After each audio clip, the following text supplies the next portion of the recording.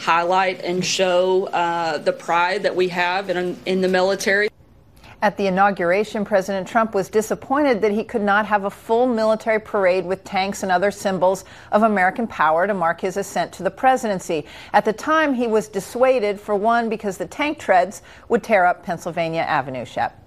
It's a lot more than that, isn't it? I mean, you'd have to get them in there somehow, and I guess wouldn't the light posts have to come up, and how are the bridges? I mean, there's a lot to think about, including the D.C. Council this morning that put a no tank sign up there. Well, and there's also the fact that they will be taken out of training. It would be very costly at a time when defense budgets are a real issue.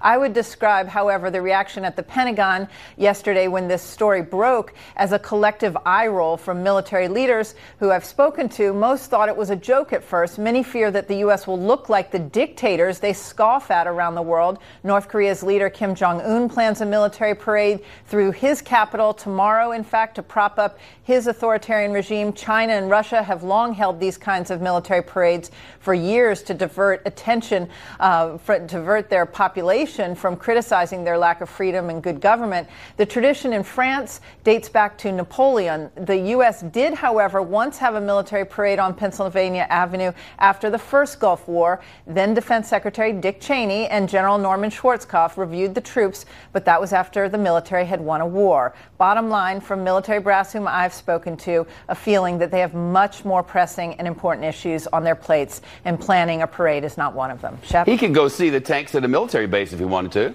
Well, and they do have parades on those bases. We have video of the 82nd Airborne. They have annual events. There are parades and there are shows of military hardware all across the country. Like an airborne one. That's a thing to see.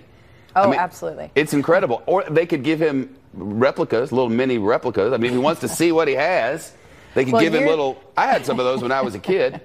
Well, years ago, we did a story from Moscow on how the Russians used to put out balloons as missiles, and they were tricking the U.S., and those were fake missiles that they were parading through Red Square. So we don't want to be accused of that. No, but you could get the little plastic ones and lay them out on the table and say, here you go. I don't know. And we could play strategy and risk. We could. Why not? Jennifer, have a great day. It's great to see you. Thank you. Thank you.